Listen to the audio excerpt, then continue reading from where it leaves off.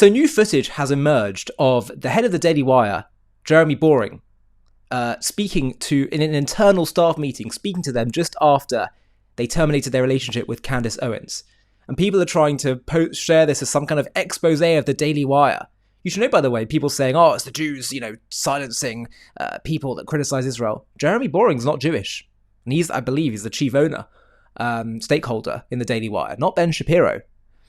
But even if it was, this is about morality and moral clarity. And goodness me, have we not seen that? The way that Candace Owens has turned on the friend that was assassinated and made her great, Charlie Kirk, turned on him to peddle conspiracy theories, to grow her own channel.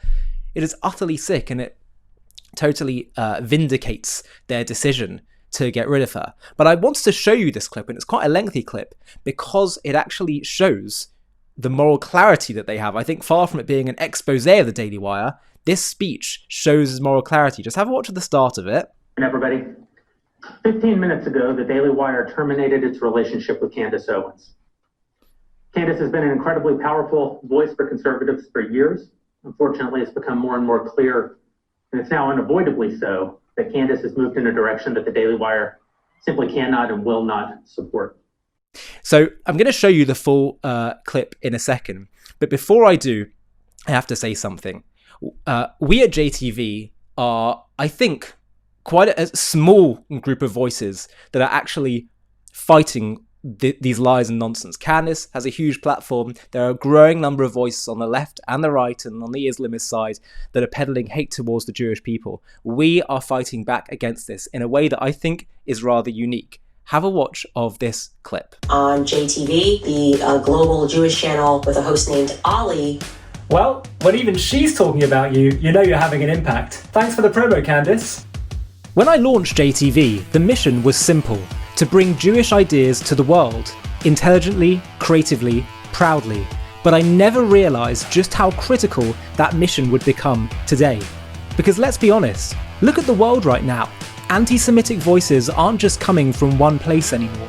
They're rising from the left and the right, online and offline, from influencers to institutions. That makes voices like ours more crucial than ever. When the noise gets louder, the Jewish voice needs to get stronger. And that's exactly why JTV exists. And look how far we've come.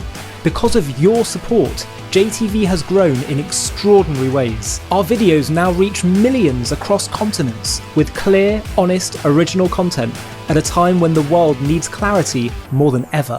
Whether it's telling the uncompromising truth about Israel or the incredible depth and wisdom of Jewish ideas. We've brought you exclusive interviews with leading thinkers, creators, and voices shaping the Jewish and Israel conversation today. And in addition to our new members streaming platform, we've produced powerful documentaries that are freely available on our YouTube channel for everyone to watch, exploring the challenges and triumphs of the Jewish story.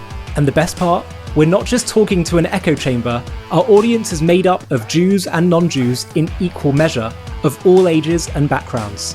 You've watched us grow, video by video, story by story, but this is just the beginning. Now JTV is ready for its next leap forward, to scale our content, expand our reach, and bring thoughtful and inspiring Jewish media to an even wider global audience. And this is where you come in. Your support fuels everything: the research, the cameras, the creativity, the deeper investigations, the editing, the more high-profile interviews, and the bold ideas that inspire pride, wisdom, and truth. Every viewer matters, every story counts, and every donation helps JTV grow, not just in numbers, but in global impact. So if you've ever appreciated one of our videos, if JTV has ever informed you, inspired you, or helped you help others, please help us grow by clicking the link in the video description and donating to our campaign fundraiser. With your help, you won't just watch us grow, you'll help us grow even higher. Thank you, and keep watching us grow. So look, we can't do this without your support. I don't have some big sponsor or foundation that supports JTV. In order for us to give you every single day tons of videos, free videos on YouTube, and to keep getting the message out there, to fund everything we're doing, to grow and expand what we're doing, I'm counting on your support. I'm not relying on any one big individual or organization. I'm counting on you and your support. That's what's taken us to grow to this level of impact, and we are really having a hugely significant impact. So if you're able to in any way possible, please click on the link below in the video description. Anything you're able to do helps us, and you truly are partnering with us in growing this and spreading the light of truth, the light of the Jewish people, Jewish wisdom, values, the truth of Israel to the entire world. Please help us in any way you can. It's so greatly appreciated. And now let's get back to this video, because I think it shows you a huge amount of moral clarity from Jeremy Boring. Have a watch of this clip. And everybody, 15 minutes ago, the Daily Wire terminated its relationship with Candace Owens. Candace has been an incredibly powerful voice for conservatives for years. Unfortunately, it's become more and more clear, and it's now unavoidably so, that Candace has moved in a direction that the Daily Wire simply cannot and will not support. Candace's shift has done enormous damage to our brand, damage that we've decided we just can't allow to continue. Mostly, but by no means all of this tarnishment to our brand stems from Candace's flirting with, winking at, and even directly engaging in content widely viewed as anti-Semitic, and from associating herself with well-known anti-Semites. The Daily Wire, contrary to public opinion, is not owned by Jews. In fact, the majority of it is owned by Christians, myself included. And we know that anti-Semitism as a charge is, like the charge of racism, often made far too lightly by those who profiteer from such accusations, groups like the ADL or BLM. But that doesn't mean that racism and anti-Semitism don't exist. They obviously do, and they just as obviously have no place in our national discourse. Candace refusing to condemn Kanye West, for example, is not anti-Semitism. I said as much at the time, and I even encouraged Candace not to disinvite Ye from her greatest lie ever sold premiere after his "I'm going DEFCON 3 on Jewish people" tweet a year and a half ago. I thought at that time that one remark, even a remark as plainly anti-Semitic and asinine as that, wasn't proof that Kanye himself was necessarily an anti-Semite. People say and do all kinds of dumb things all the time, and I didn't think that Candace should necessarily distance herself from her friend at that moment. Did I find it troubling that Candace continued to stand by Ye as the weeks went on and he continued what became maybe the biggest anti-Semitic meltdown in American public life? A meltdown by the end of which he had praised Hitler, announced a run for the presidency, and hired the most prominent apologist for anti-Semitism in the country, Nick Fuentes? Yes, I did. And I argued pretty passionately with Candace about that point at the time. But I still didn't think that her behavior rose to the point of parting ways. Fast forward a little more than a year later, however, and there's a lot more cause for concern. Here are just a few examples from just the last few weeks. Candace appeared on the Fresh and Fit podcast, which itself spews anti-Semitism and talks about the JQ, which means the Jewish question, routinely. And Candace said nothing while the host played a cha-ching cash register sound at the mention of any Jew or Israel, including Ben Shapiro's wife. We have a clip here of that for you. He is very passionate about Israel. He's married to an Israeli. I mean, that makes sense, I guess. Yeah. You know? Imagine Ben Shapiro sitting on a podcast that was known for spewing hate toward Black people, and then sitting idly by while the host made jokes, racist jokes about Candace's family. You can't imagine it because it's unimaginable. It would just never happen. Only a few weeks before that, Candace lamented, quote, DC Jews, who she says are Marxists and monsters, and who, quote, want nothing more than political power and need to be weeded out. Then just last week, Candace liked a post on X from an account called Christ Gnosis, asking if a well-known rabbi is, quote, drunk on Christian blood again. Now, if you aren't aware, the idea that rabbis and Jews more broadly drink the blood of Christians is one of the oldest expressions of anti-Semitism.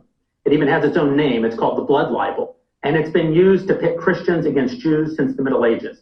The blood libel has been used all throughout history to incite the hatred and murder of Jews. I don't claim to know what's in Candace's heart. What I know, as I've said, is that she has been flirting with, winking at, and even directly engaging in content that's widely viewed to be anti-Semitic, and even worse, known and unabashed anti-Semites seem to have taken a real liking to her. They routinely celebrate her, invite her on their podcasts, like her X posts, and retweet them, and she frequently reciprocates. Candace has made something of a sport in these last months out of strongly implying negative things about Jews, only to then deny that she was ever actually talking about the Jews in the first place. Candace made no statement at all in the days after Hamas terrorists raped, murdered, and tortured over 1,000 Israeli civilians, mostly Jews, some Americans. And then they took hundreds more hostage. But then on October 28th of 2023, while anti-Israel protests were raging in London, where Candace, I believe, was at the time, she reposted a video of the protests on X, commenting, quote, "Interesting thing happening here. People are not accepting the media narrative about what's happening in the Middle East, despite the insistent rhetoric from government officials."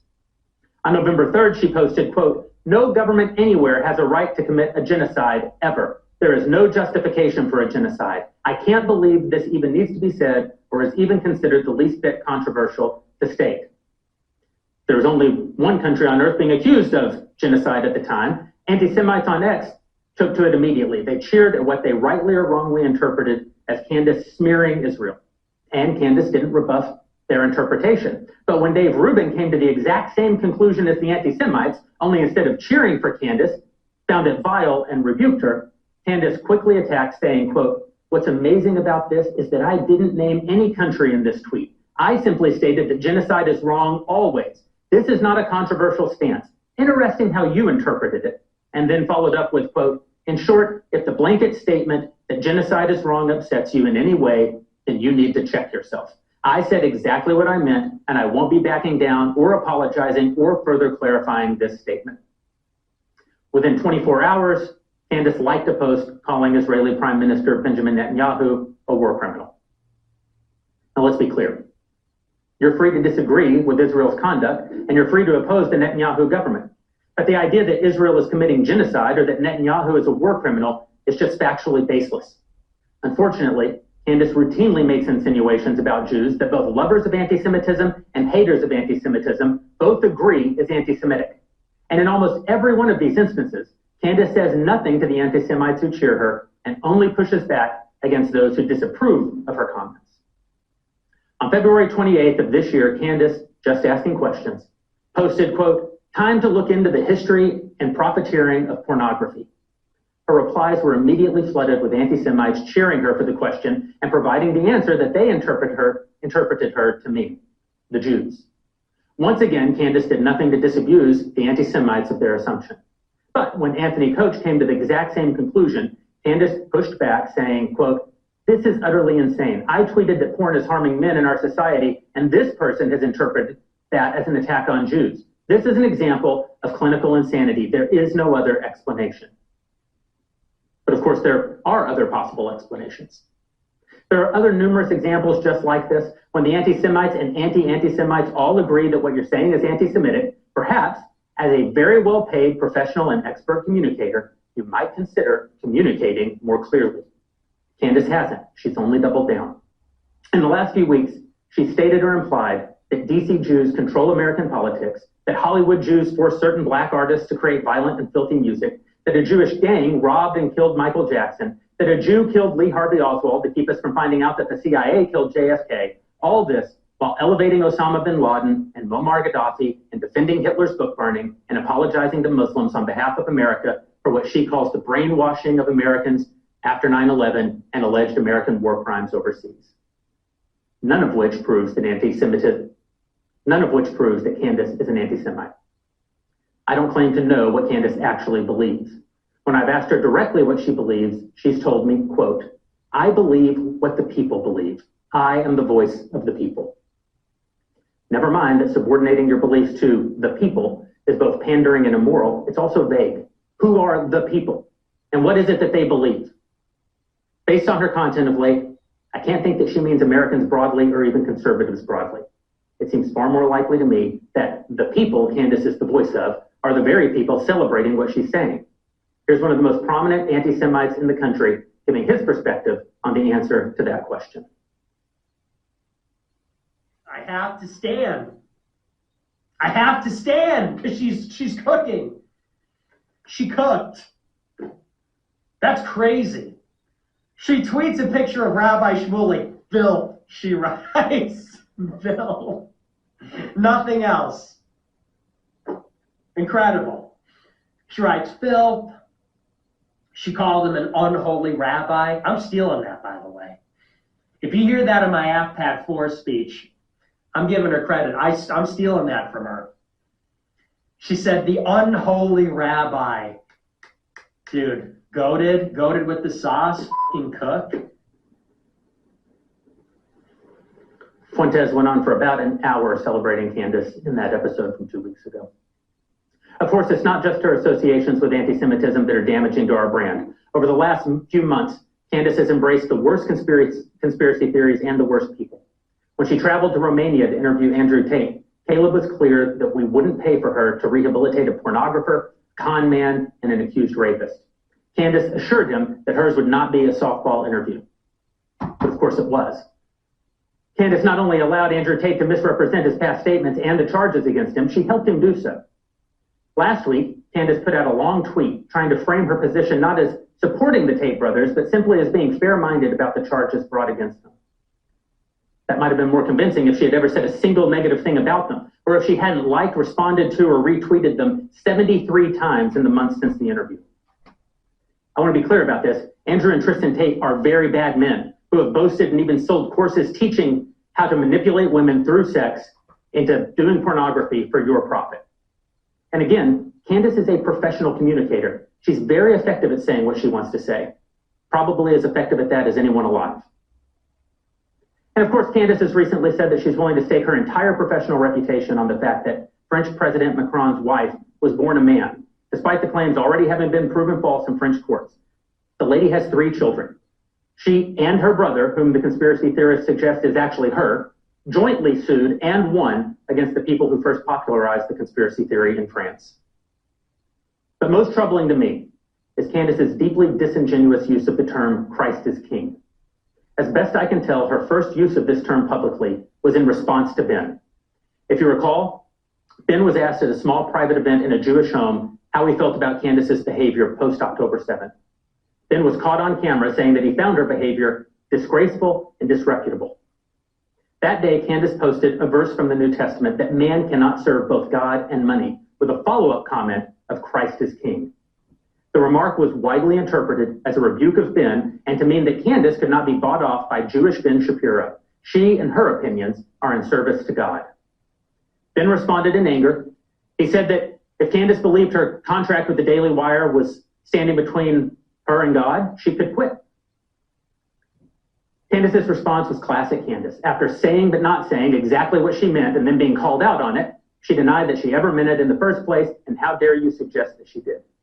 She said, quote, "You've been acting unprofessional and emotionally unhinged for weeks now, and we've all had to sit back and allow it, and have all tried to exercise exceeding understanding for your raw emotion.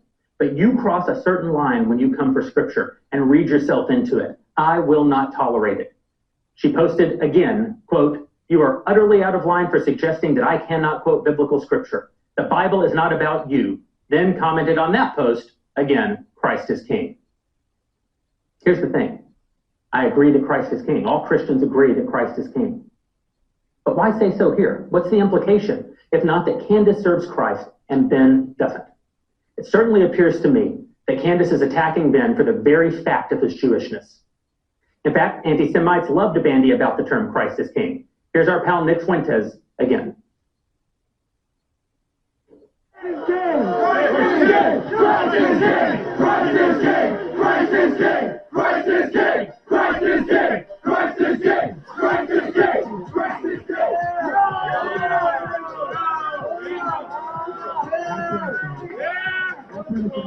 Let's go! That's what it's all about. When I come out to these rallies and I see everybody and they bring their rosaries and crucifixes and their American flags, I know we're on the right side of history.